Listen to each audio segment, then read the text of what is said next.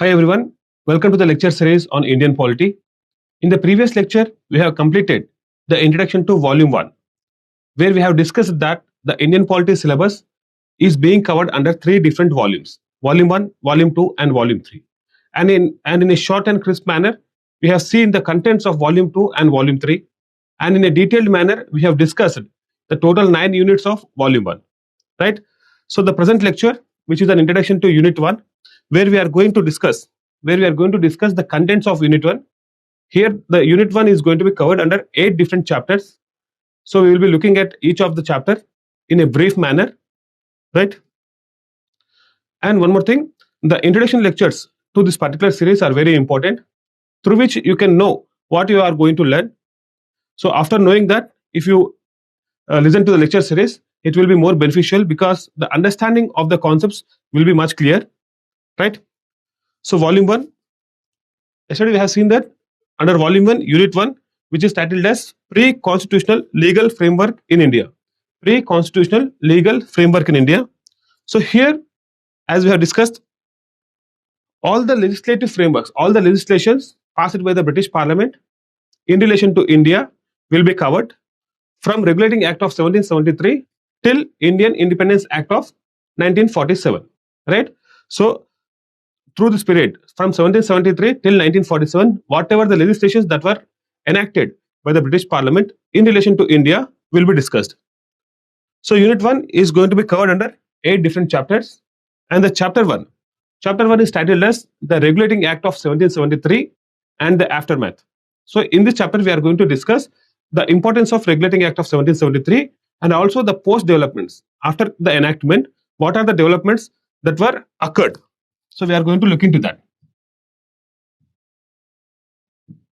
Right. Before moving on to what are the contents of Chapter 1, so we have to have some historical context here. So on 31st December 1600, East India Company was established, right? East India Company was established on 31st December 1600. From this year, from 1600 till 1773, that is the year of the enactment of Regulating Act. From 1600 till 1773, there was no interference. There was no interference from the British Parliament into the affairs of East India Company.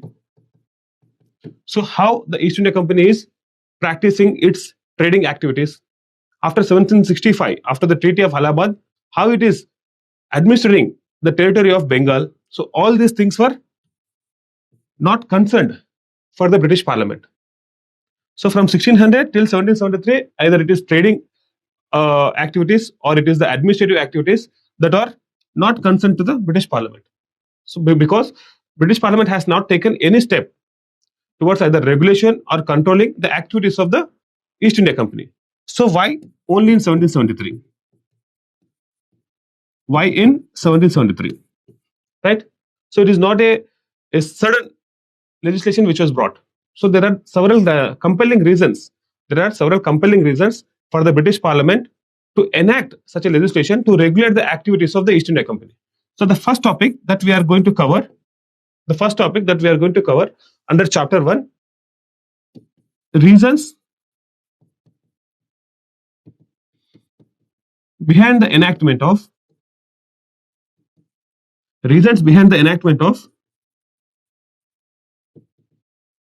Regulating Act of 1773. The first topic under Chapter 1. Thereafter, we will be moving our discussion. We are taking our discussion to include the salient features of the Regulating Act of 1773. The salient features of the Regulating Act. Salient features of the 1773 Act. Okay. Right. So after discussing the salient features, we are about to cover limitations of the 1773 Act. So the much spirited provisions of the 1773 Act met with certain limitations. There were several loopholes in the provisions of the 1773 Act. So those loopholes or those limitations we are going to cover under third topic. right?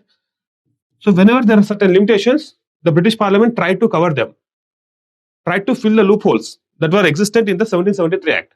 So by filling those loopholes, the British Parliament tried to enhance the effectiveness of 1773 Act. So we are going to cover the countermeasures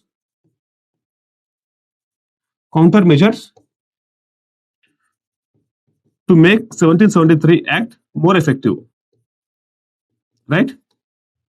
So first thing, what are the reasons for the enactment of 1773 Act? Second one, the salient features of the 1773 Act. Third one, the limitations. Fourth one, what are the measures that were taken by the British Parliament to cover the limitations or to encounter the limitations, right? We will discuss a bit further for the fourth topic. So the fourth topic, where we are going to discuss the countermeasures by the British Parliament to make the 1773 Act more effective. So here the British Parliament has passed three additional legislations, right? One in 1781, another in 1784, and another in 1786. All these three legislations were enacted to increase the efficiency of 1773 Act provisions.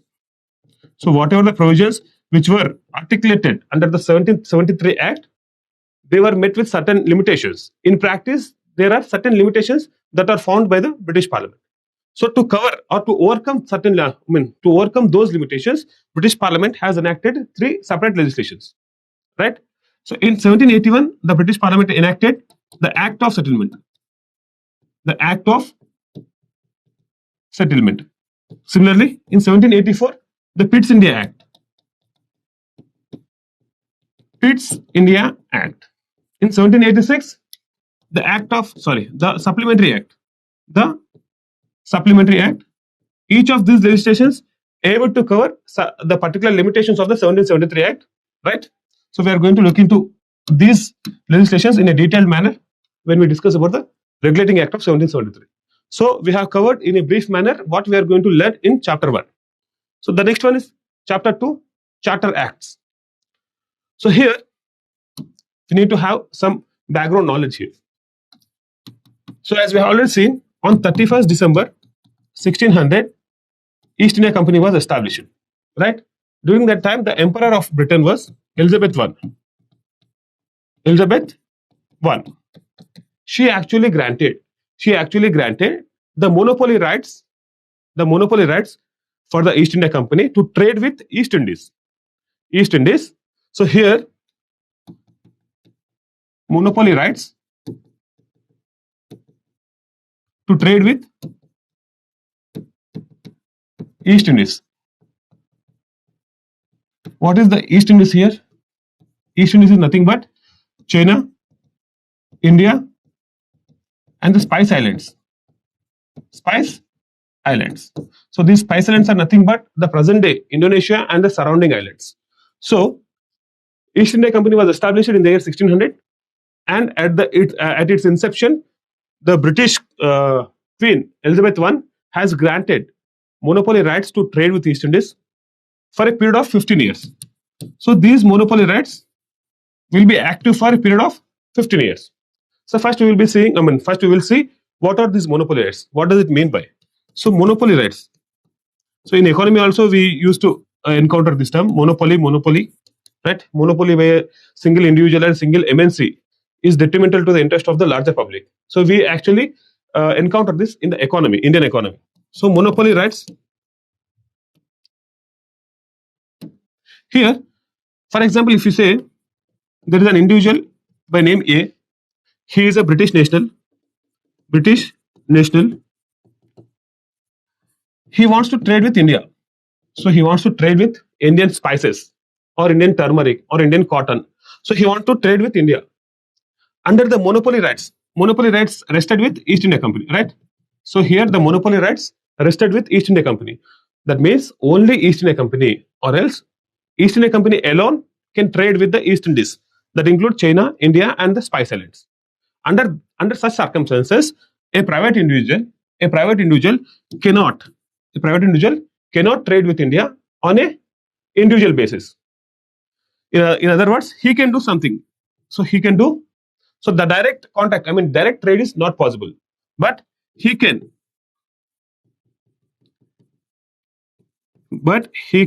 invest in East India Company by purchasing certain shares. The person A, who is a British national, he was interested in trading with India, but because of the monopoly rights which were vested with the East India Company, he is not able to trade with India directly. Under such circumstances, he can do one thing.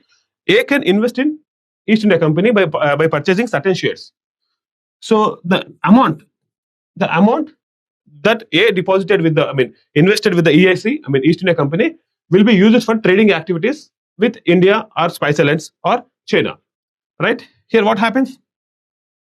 After the trading activities or after the trade, the East India Company will get certain profit, right? Because it is a profit-oriented corporation. So profit. So out of these profits, a portion will be given to person A in the form of dividend. So this is the case. So monopoly rights, that means the company or the individual whoever holds such rights will be having a privilege to trade with India or China or Spice Islands. Here in this case, East India Company was the beneficiary. It actually obtained such type of monopoly rights from the crown.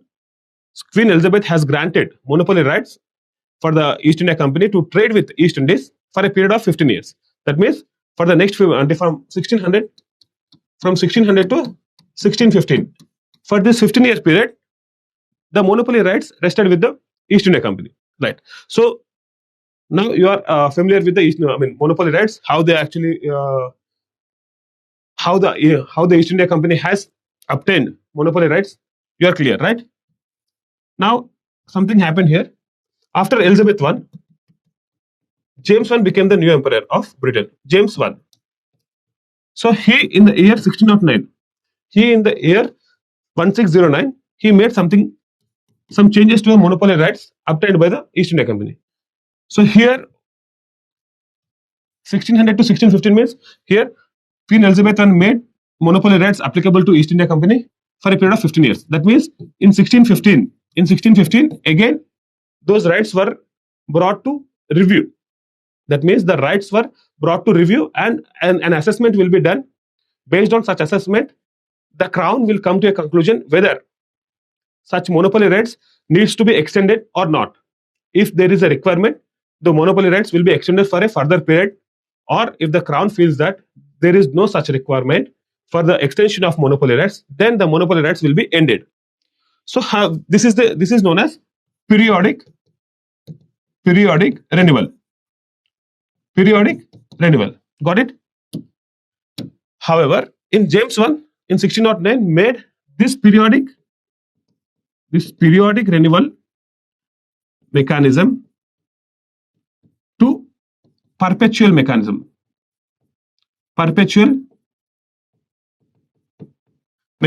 Right? So periodic renewal means after the set period. Here the period was 15 years. After 15 years, again there is a scrutiny. Whether monopoly rights have to be granted or not. And after such assessment, either the monopoly rights will be continued or they will be ended. But what James I had done here, he made the periodic assessment or periodic review of the monopoly rights to a perpetual mechanism. That means until and from 1609, until and unless through a legislation, or charter is nothing but a legislation, through a legislation or a charter, in future course of time, if the Parliament decides to do away with the monopoly rights, until and then they will be active. That means from 1609 till that point of time, where a legislation was brought, till that time monopoly rights will be active. So there is no need for the periodic revision. And one more thing, the future legislation, in future if the Parliament brings any legislation, that such legislation will be having two possibilities, two options. The option one will be, I will write it here. Right. So 1609, in 1609, James I has made periodic renewal of monopoly rights to perpetual monopoly rights. Right. So from 1609 till that period, where a legislation or charter will be brought, from 1609 till a point where the legislation or charter will be brought to deal with the monopoly rights or to scrutinize the monopoly rights till that period. So during this period, the monopoly rights will be active and no need for periodic revision. No need for periodic revision. From 1609 till that point, where the British Parliament scrutinizes or reviews the monopoly rights mechanism. So till that point, there is no need for the periodic revision. And in case if the British Parliament brings a legislation, the legislation may contain two options, either option 1 or option 2. So the legislation can be built on option 1 or option 2. The option 1 will be monopoly rights can be dismantled. So altogether monopoly rights. So if in case from 1609 till such a point where the British Parliament, so the year I will mention here, so till such a point where the British Parliament scrutinizes whether the monopoly rights are required or not for the East India Company. If the British Parliament comes to a conclusion that the monopoly rights are not required, there is no requirement of monopoly rights, and the trade gates have to be opened for all the British nationals. So just now we have seen that person A who is interested to trade with India, but he is not allowed to do so because of the monopoly rights. So if in case the British Parliament feels that it is a discriminatory in nature and the monopoly rights have to be ended, so such legislation can dismantle the monopoly rights, right? This is option 1. And option 2, maybe there is a chance like perpetual nature of monopoly rights may be altered to periodic revision, as in the case of Elizabeth I. Elizabeth I has given periodic revision, periodic assessment of monopoly rights, but James I has made it perpetual nature. So perpetual nature means from 1609 till a point where the Parliament scrutinizes or reviews the monopoly rights. So that Parliament may stress upon option 1 or option 2. Parliament through a legislation can bring option 1 into force or option 2 into force. This option 1 speaks about the monopoly rights can be altogether cancelled. So monopoly rights can be ended through the legislation only, right? And the option 2, the legislation may alter the perpetual nature of the what we call monopoly rights towards periodic revision. So from perpetual nature to periodic revision. So there are two options for the legislature to act upon. One is they can cancel the monopoly rights. They can cancel the monopoly rights altogether, or the nature of the monopoly rights can be amended. Now, actually, from 1609, they are perpetual nature. So the perpetuality of the monopoly rights can be changed to periodic revision. So here, this legislation we are talking about is Charter Act of 1793, and this Charter Act of 1793 has chosen option 2. So there are two options for the legislation. I mean, for the Parliament to enact either option 1 or option 2. So the Parliament, through Charter Act of 1793, has chosen option 2. That means the perpetual nature of the monopoly rights has been changed to periodic revision. Got my point? Okay. So here, 1793 Act, apart from the, I'm talking about the main provision of the Charter Acts. So 1793 Act, perpetual nature to periodic revision, right? This is one of the main important point of the legislation. Now, so actually Charter Acts are 4 in number. One in 1793, other is 1813, the other is 1833, and the final one is 1853. Just a minute.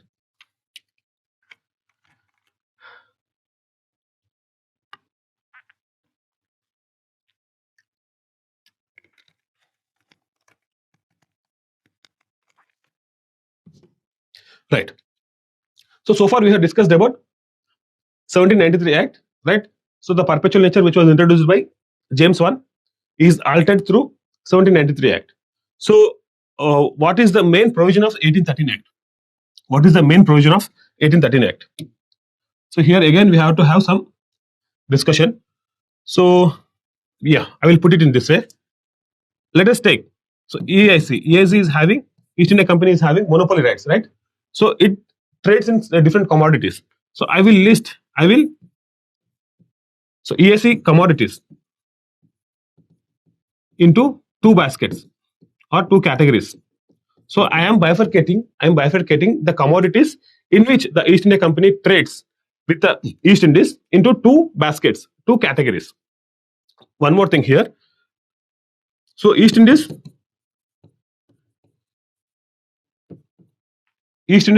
means China, India, and the Spice Islands.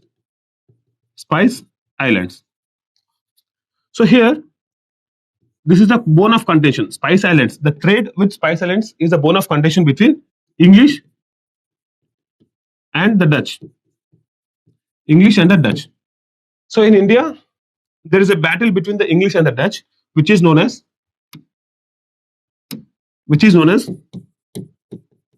Battle of Bedara, 1759.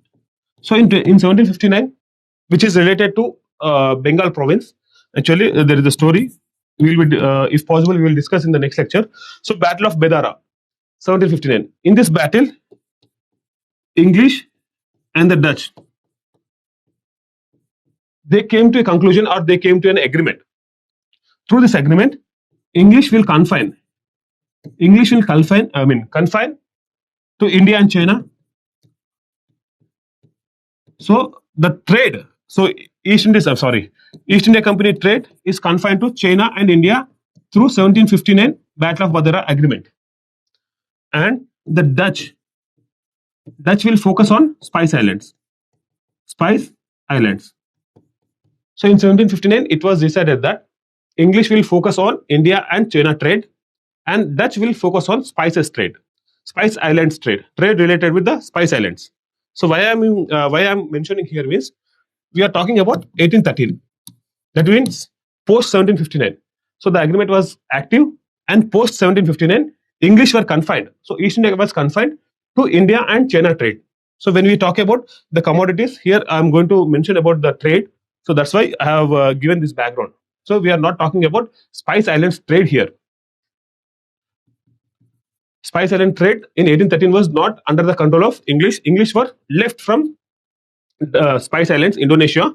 So English were concentrated on India and China trade, whereas the Dutch concentrating on the Spice Islands. Right. So let me clean up.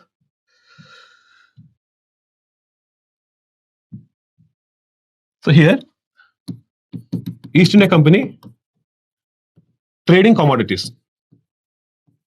So what are the commodities that East India Company is focusing on? So I can divide those commodities into two segments, two baskets, right? So all the commodities, one such thing is all the commodities with India, trade in all the commodities with India except tea. Tea trade with India. The second basket being tea trade with India plus China trade. For example, if you say British East India Company trades with India on an n number of commodities. For example, cotton, turmeric, spices, jute, right, silk, and sugar, a kind of things, n number of varieties or n number of commodities that are being imported or exported from India or to India. So the trade between East India Company and India comprises number of commodities, right? So I have divided that all the commodities in which East India Company is trading with India minus tea, except tea. So tea being accepted from that list. So remaining all the commodities in which East India Company is trading with India except tea. That is one segment or one basket. The other basket being tea trade with India tea trade with India plus all the commodities of trade with China trade. So East India Company is having trade with India and China. So the total China trade plus tea trade with India being a one basket, and total India trade minus tea trade. So here why I have to actually divided this segment means in 1813 Act. In 1813 Act, so till 1813 Act, till 18. So prior to 1813, monopoly rights were active for the East India Company in the segment 1, and monopoly rights were also active in the segment 2. Right? So monopoly rights were active from 1609 to 1793 on a perpetual basis, and from 1793 to 1813 on a periodic renewal basis. So the nature was changed, but there is no alteration of the monopoly rights. Here, perpetual nature from 1609 to 1793, from 1793 to 1813, periodic nature. So it has to be periodically subjected to the periodic assessment. Here the period was 20 years. That means in 1793 Act, it was mentioned that whatever the territories, whatever the trading activities that were under the control of the East India Company will be continued with no change until next 20 years. So for the next 20 years, East India Company was granted its existence. So it can hold the territories, it can administer the territories, and it can continue the trade as usual. Okay, but the period was 20 years, fixed period of 20 years. Right? Got my point? So earlier there was no mentioning of such a periodic assessment. There was a perpetual nature of the trading activities. But here, after 20 years, all the actions, all the activities of the East India Company were subjected to scrutiny of the Parliament. Right. So the year 1813 has come. Now the Parliament has taken up. The issue of whether the monopoly rights have to be continued or they have to be discarded. Whether the monopoly rights have to be continued or they have to be discarded. So here the British Parliament has decided to divide the trading activities of East India Company to two baskets or two segments like this. So the trade in all the commodities with India except tea. So tea trade with India plus China trade. In the first basket, the monopoly rights were abolished. Right? So monopoly rights were abolished in the first basket. That means all the commodities, the trade of East India Company with all the commodities of India except tea were open to every British national. So British national, likewise, I have said the person A. So if he wants to trade in cotton, if he want to trade in spices or in jute or in turmeric with India, he now can. So he can now trade with India directly. Earlier he has to invest in East India Company, and from the profits, a certain portion of the dividends will be given to person A. But now, through the 1813 Act, the monopoly rights of East India Company in the first segment were abolished. So what happens here? All the persons like A who are interested to trade with India, now the gates are opened. Now the gates of trade were opened. So every person who is of interest, who is having economic potential, can trade with India. Right. But however, in the second segment, the monopoly rights were continued. Got my point? Right. So in 1833 Act, so again, after 18, in 1813 Act, it was mentioned that this mechanism, that means in the first segment, monopoly rights will be abolished. In the second segment, the monopoly rights are active. So this mechanism is going to be upheld for next 20 years. For next 20 years, same mechanism will be upheld. Right. So plus 1813 plus 20, 1833.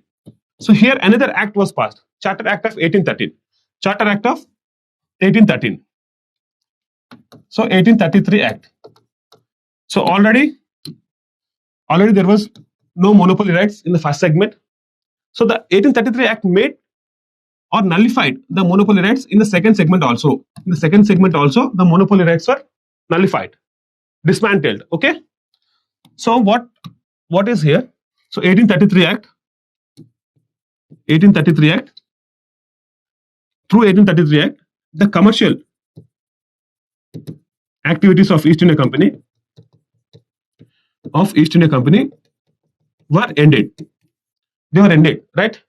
So East India Company was made purely an administrative body. Purely an administrative body. Got my point? Just a minute.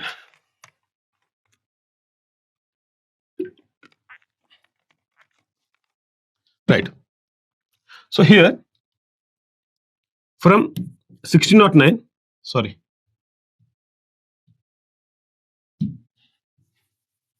from 1600. So the year of inception of East India Company, from the time it was active, I mean, it was actively persuading the Mughal emperors to open the trade gates, right? So from 1600 to 1765, ECI, East India Company, was a commercial body. Commercial body. In 1765, through the Treaty of Allahabad,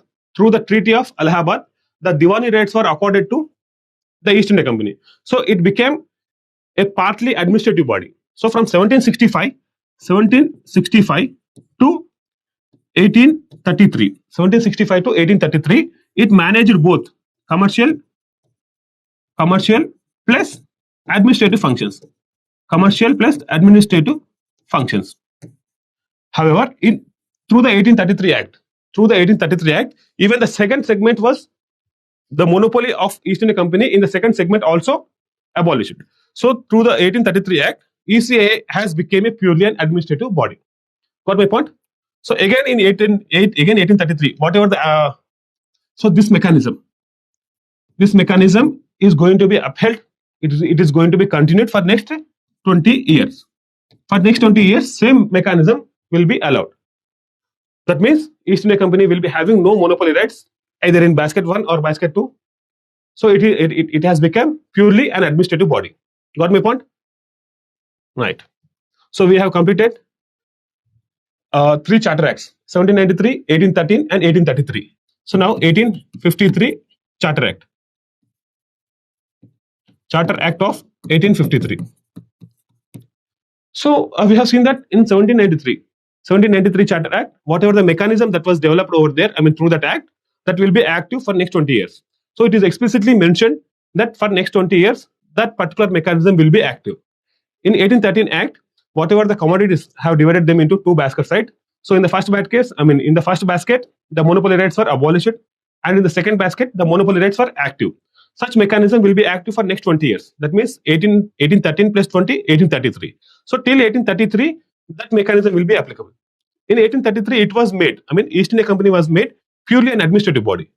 That means even in the second basket also, the monopoly rights were abolished, and it has become purely an administrative body. And that particular administrative mechanism will be continued for next 20 years. That means 1833 plus 20, that means 1853. So in 1853, again, the Parliament has taken up the scrutiny of the activities of East India Company. So it has scrutinized, right? It has scrutinized the activities of East India Company, and here ECI, East India Company was allowed to administer the Indian territories, in the name of the British Crown, but without mentioning any fixed period. So as we have seen in 1793, in 1813, in 1833, there was a fixed period of 20 years. It was said that for the next 20 years, this will be valid. However, in 1833 Act, it was not mentioned. Although it was said that East India Company is going to administer the territories, Indian territories, in the name of the British Crown. But there was no fixed tenure or fixed term that was mentioned as earlier the case with the 1793, 1813, 1833. So there was a case, a 20 years period was given, but in 1853, there was no explicit mention of that particular period. So the British Parliament is in mood, or is in view, that at any point of time, even before the 20 years, the activities of the East India Company or the administrative structure of the East India Company will be taken over by the British Crown directly. So the Indian territories will be administered directly by the British Crown, and the intermediary, that is the East India Company, will be abolished. So there is a chance, because of that, the 20-year period is not mentioned in the act. So chances there are chances that East India Company, because in 1853 the British Parliament has scrutinized the activities of East India Company and it is unhappy with that, so it has not included any fixed period for its existence. Meaning that so before that 20 years period, before the 20 years period, fixed period, the British Crown may directly administer the Indian territories. This is the point here. So there is no mentioning of 20 years. There is no mentioning of 20 years or 10 years or 5 years. Such kind of mentioning is not there, right? So East India Company at any point of time will be will be abolished, and the administration of Indian territories will be directly taken over by the British Crown. It was the thought process of the British Parliament, and this thought process was strengthened by the Sepoys Revolt of 1857. In modern Indian history, it was a important chapter where actually the Sepoys Revolt of 1857, which triggered the British Parliament, to enact Government of India Act of 1858.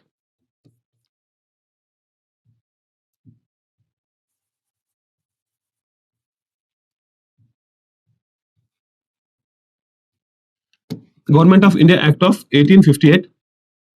Through this legislation, East India Company was abolished,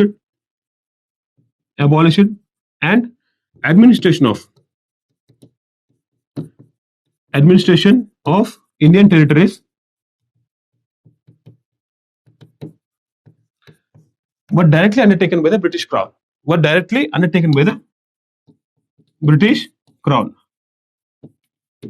So the corporate nature. So East India Company was established as a corporate entity to deal with the trading activities.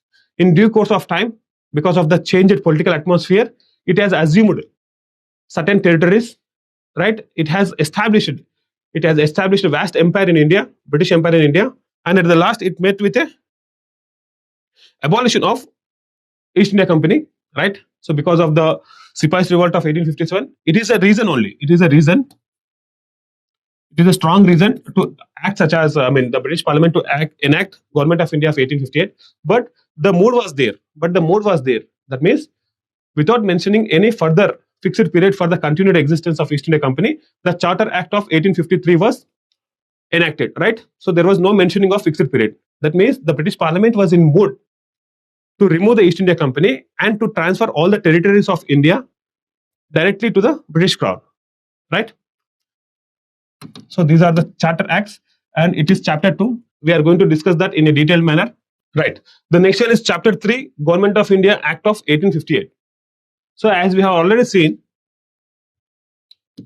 the Sepoys Revolt of 1857 was a reason for the enactment of Government of India Act of 1858, and the primary motive of this particular legislation was to transfer the administrative structure and administrative power from the East India Company to the British Crown, right? We will be discussing the provisions of this particular act in a detailed manner when we discuss Chapter 3. So Chapter 4, Indian Councils Act. So here a small background is required here. So prior to 1773, so there were 3 presidencies in India, British presidencies: Bengal, Bombay, Madras, right?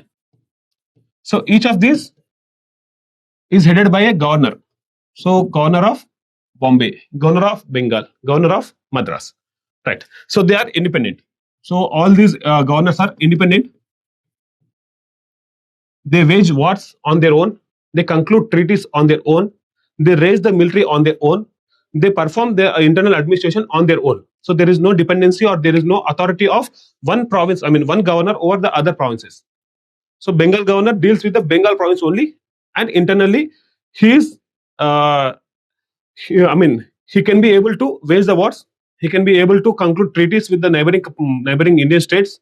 So there is no authority of the Bombay and Bengal, Bengal on Bombay, or Bombay and Madras, Madras on Bombay, kind of thing. So all these 3 governors are independent in nature. and the decisions, either legislative or the executive decisions, will be taken over by the single individual. So Governor of Bombay will legislate on a particular item, on a particular matter. That is final. So there is no discussion, there is no council to scrutinize it. So the single individual will take care of all the responsibilities, all the administrative responsibilities, either executive or the legislative, prior to 1773 Regulating Act. So 1773 Regulating Act has brought two changes. One is Bombay and Madras. Bombay and Madras presidencies were subjected to the authority of Bengal. Authority of Bengal. And the governor of Bengal was elevated to the position of Governor General of Bengal. Governor General of Bengal. We will be discussing in Regulating Act of 1773 all these things. Governor General of Bengal. And he was given the authority over Bombay and Madras in matters of war and diplomacy.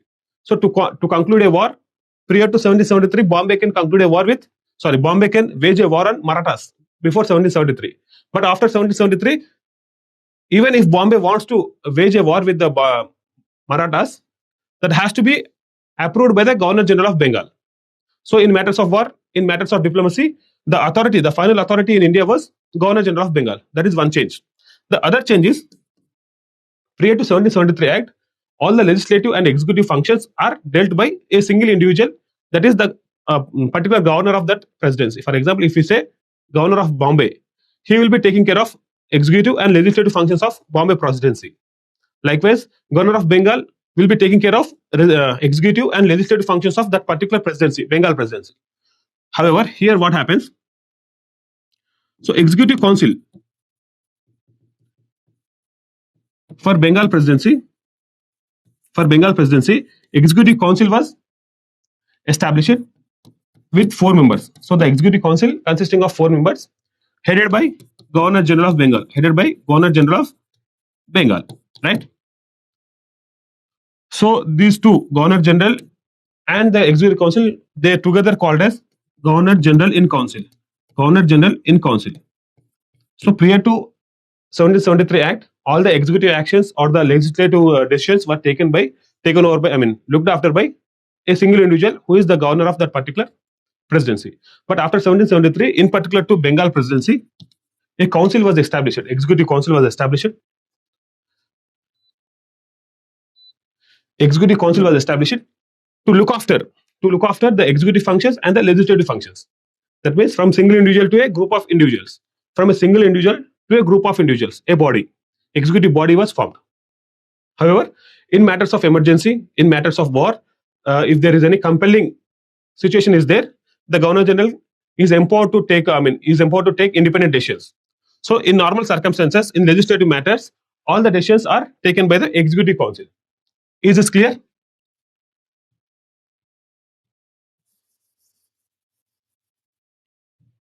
Now, here what happened in 1850? So 1773 till 1853. So all the executive and legislative functions are taken over by looked after by Executive Council. Executive Council, or better to say Governor General in Council. So what is that change that is brought by the 1853 Act? So 1853 Act has brought a change, which is nothing but it has separated the functions into executive functions and legislative functions. These executive functions will be looked after by the Executive Council.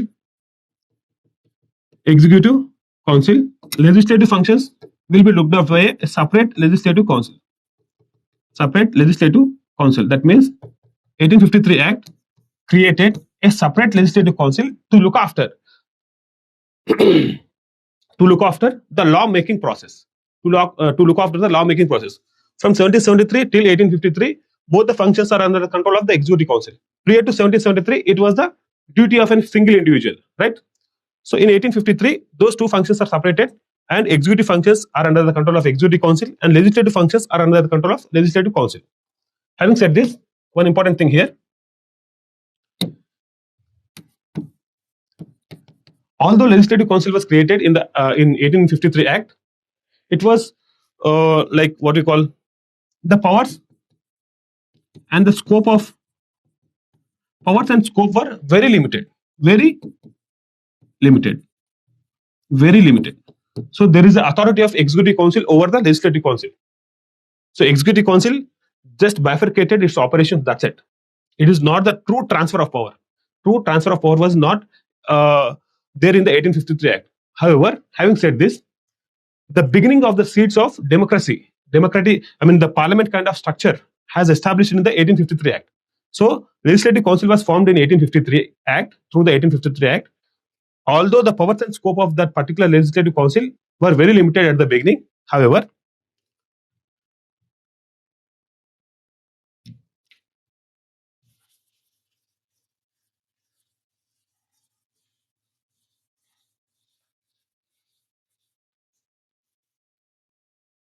right.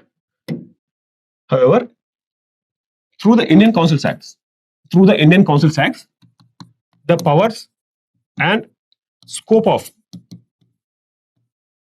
this Legislative Council is called as Indian Legislative Council, Indian Legislative Council or Central Legislative Council, Indian Legislative Council or Central Legislative Council. So the powers and scope of Indian Legislative Council were expanded.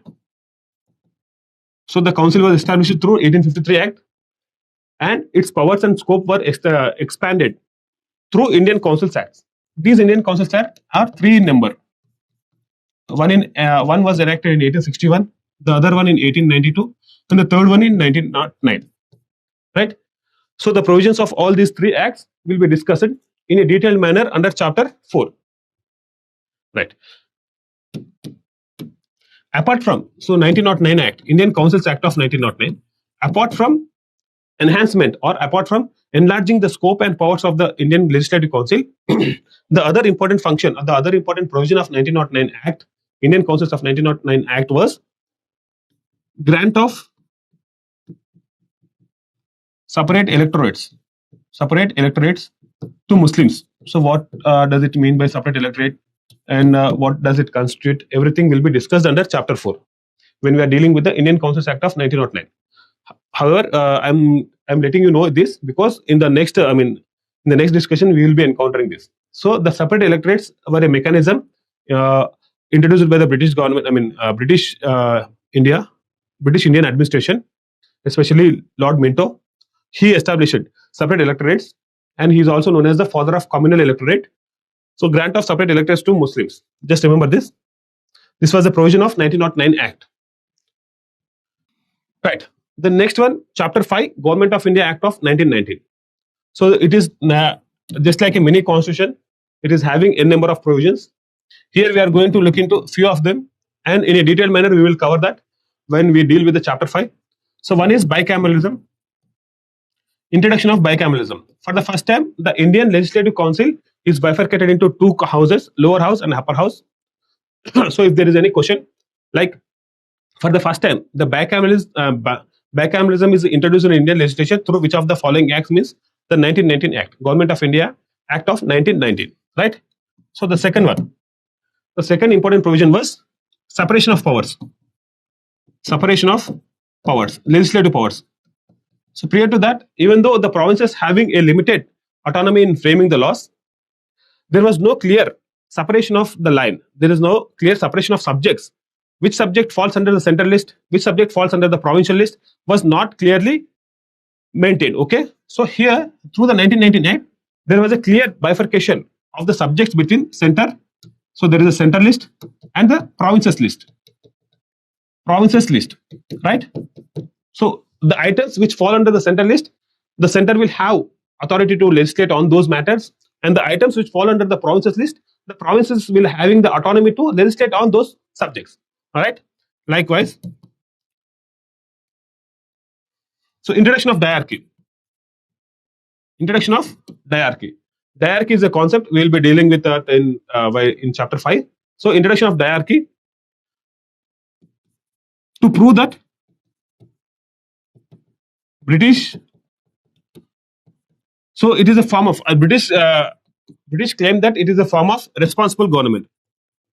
Responsible government. Responsible government is nothing but executive. Executive is responsible to the legislature. When executive is responsible for his actions to the legislature, it is known as responsible government.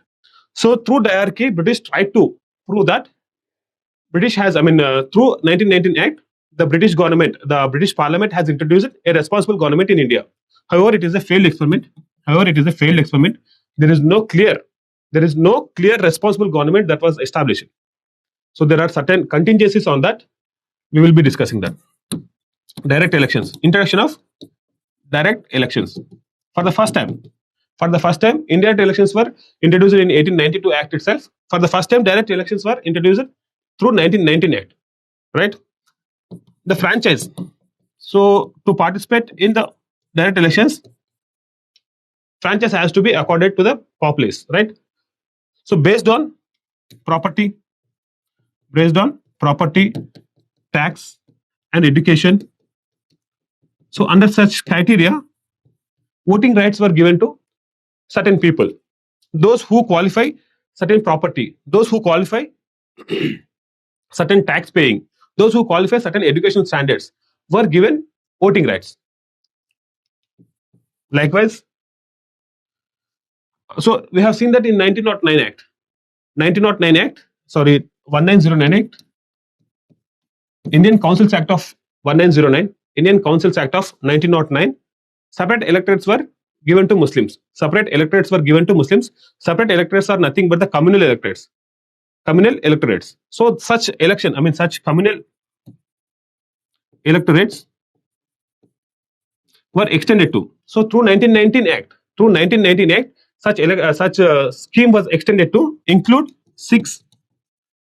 So the separate electorates were granted to Muslims in 1909 Act and extended to Sikhs, Indian Christians, Anglo-Indians, and Europeans through 1919 Act. These are the provisions of 1919 Act, and we are going to look into in a very detailed manner when we encounter it. Right. So the next one being Chapter 6, Government of India Act of 1935. So it is a bulkiest enactment that was brought by the British Parliament in relation to India, and it is one of the major sources for the Indian Constitution. So the drafters of the Indian Constitution relied heavily on the 1935 Act because it introduced several administrative rules and regulations were given. So rules of procedure of conducting legislative business, everything was drawn from the 1935 Act. We will be discussing that when we discuss in Unit 3 or so, sources of the Indian Constitution. When we discuss about the sources of Indian Constitution, we will be discussing what are the sources. In what way 1935 Act was acted as a source for the Indian Constitution. Right. Chapter 6, Government of India Act of 1935. Here we can see the abolition of diarchy. So we have seen that the diarchy was introduced through 1919 Act in the provinces. So 1935 Act has abolished diarchy at the provincial level. Diarchy was abolished at the provincial level, but introduced at the central level. This was also a failed experiment, and in 1937 this was discontinued altogether. Diarchy concept was discontinued altogether. So first in 1919 Act it was introduced at the provincial level, but the people were not satisfied. So that was abolished through the 1935 Act, and which was introduced at the central level through the 1935 Act, but it was not implemented with a failure. So in 1937 it was discontinued. Right. Second one. So earlier we have seen that separation of powers between the centralist and the provincialist. Right. Here a further clear demarcation of powers was attempted here, and which was a direct source for our 7th schedule, present day 7th schedule, directly drawn from Government of India Act of 1935. Here federalist. So the list of powers were divided into 3 lists: federalist, provincial list, and the third one is concurrent list. So this concurrent list was not there in the 1919 Act, right? So in the 1919 Act, there were only two acts: the central list and the provincial list. So for the betterment of the division of powers, three lists were introduced through 1935 Act: Federalist, Provincial List, and Concurrent List.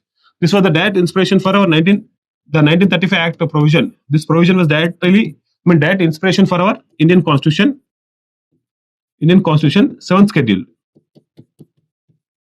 right? 7th schedule and Article 246. So 7th schedule and Article 246 deal with the division of legislative powers between the center and the states. So there is a catch here actually. So here the concurrent powers were rested with the Governor General. Concurrent powers were rested with the governor. Sorry, residuary powers were rested with the Governor General. In case, in our case, in Indian Constitution perspective, these residuary powers were rested with the center. So there is a catch here. It is not directly taken from the 1935 Act. So the Indian Constitution makers has altered to match with the needs of the nation. So Federalist, Provincial List, and the Concurrent List, these three lists were directly taken into our Indian Constitution. However, the residuary powers which were accorded or which were given to the Governor General in the 1935 Act, however, in the Indian Constitution, these residuary powers were accorded to the central government. The next provision. So the budget was divided into two: central budget and provincial budget. So not only in legislative sphere, even in the financial sphere, there is a clear division of powers between the center and the provinces. So the 1935 Act attempted to create a federation of British provinces plus Indian princely states. However, this was not implemented. Right? It is an introduction lecture. Beyond this level means you feel already the time also running out. Right. So the next chapter, Indian Independence Act of 1947. Indian Independence Act of 1947. In this chapter, we are going to discuss the provisions of Act of 1947, Indian Independence Act of 1947. Through this act provided for the partition of India into two dominions, India and Pakistan, right? So the legislative backing for the bifurcation of the country into partition of the country into India and Pakistan was found in Indian Independence Act of 1947. First thing. The second thing, so the act empowered, although the constituent assemblies were created earlier, Constituent Assembly for India was created in December 1946. The first meeting was held on 9th December 1946, right? However, the act empowered the constituent assemblies of India and Pakistan. So there are two constituent assemblies, one for India and one for Pakistan. So this act empowered these constituent assemblies to frame their independent constitution. So this act legalized the process of framing of the constitution, and till the enactment or till the commencement of those, till India has taken some time to frame the constitution, right? Likewise, Pakistan has also taken some time. So till the time, this 1935 Act can be used for governance. The provisions of 1935 Act can be used for governance. So it was mentioned in the Act itself. So 1935 being one of the sources for Indian Constitution is utmost important from the exam point of view. Also, it was declared that 15th August 1947 will be the day of independence for India. It was declared in the Act itself, right? Okay. So here, Chapter 8 is titled as Tracing the Evolution of India's Constitutional Mechanism. Tracing the evolution of India's constitutional mechanism. Excuse me. Right. In this chapter, we are going to cover the summary of all the things that we have discussed from Chapter 1 to Chapter 7 on one hand. And on the other hand, we are going to cover all those aspects or all those incidents, major incidents post the commencement of the Constitution. post the commencement of the constitution, the major constitutional developments that were occurred in India, right? Likewise, so the first thing,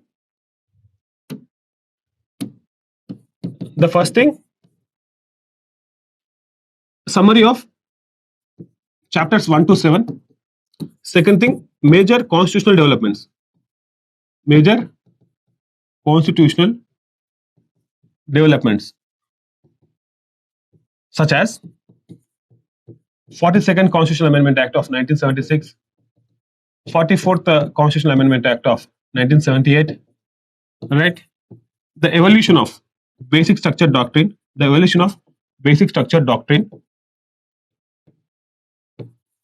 fourth one, 73rd and 74th Constitutional Amendment Acts of 1992, right? And the recent ones, 103rd Constitutional Amendment Act of 2019, which provided 10% reservations to the economically weaker sections. 106th Constitutional Amendment Act of 2023, which provided 33% reservation to women in legislatures, I mean in Lok Sabha, in state legislative assemblies, and in Delhi, in Legislative Assembly of Delhi. Right? In for Puducherry and for Jammu Kashmir, there is the requirement that so Puducherry Legislative Assembly was formed based on a separate legislature of the parliament. Likewise, Jammu Kashmir Legislative Assembly was also formed because of the separate legislature. So there is requirement of amendments to it. So they were done, and 33% reservation was applicable in Lok Sabha, right? In legislative assemblies of the states, legislative assemblies of the states, and the legislative assembly of Delhi.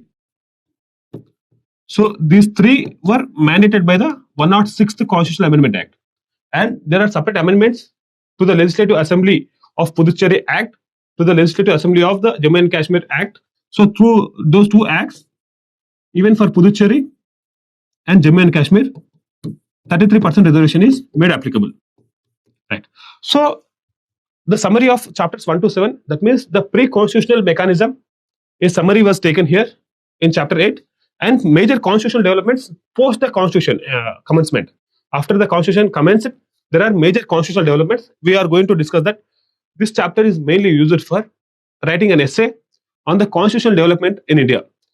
In what way the constitution was framed, in what way the constitution came into force from pre-constitutional era till nowadays, I mean till date, the constitution, how it got evolved is being discussed in chapter 8, and it can be useful for writing an essay or writing for your mains examination. A snapshot of all these developments, not in a detailed manner we are going to it, because all these things will be dealt under separate discussions. For example, basic structure doctrine, we are having a separate chapter. In unit 2. So a snapshot of that discussion will be taken here and included as a text in your chapter 8. That will be used for your either writing for essay or a mains answer writing, right? So with this, we have completed this introduction lecture. So lecture A, which is an introduction to Indian polity, there we have discussed our approach towards Indian polity from the preliminary and from the mains perspective. Lecture B, which is titled as Introduction to Volume 1, where we have discussed that Indian polity subject. For the convenience and for the better understanding for the aspirant community, we have divided the syllabus into 3 volumes, Volume 1, Volume 2, Volume 3, and we have seen the volume contents there. And here in Unit 1, Introduction to Unit 1, we have seen all the 8 chapters, and we have discussed in a brief manner each chapter, the details of each chapter. I mean, what are the contents of each chapter? What are we going to learn from each of these chapters? We have discussed here, right? So with this, we have concluded with lecture 3. In the next lecture, we are entering into Regulating Act of 1773, and we will try to finish, or we will try to cover Regulating Act of 1773 in 2 parts, if possible. If it becomes very lengthy, we will try to cover it in 3rd part. So lecture 1, tomorrow I am going to cover lecture 1. So lecture 1 will be starting off our Indian Polity lecture series. There we are going to cover Regulating Act of 1773. Thank you. Have a great day.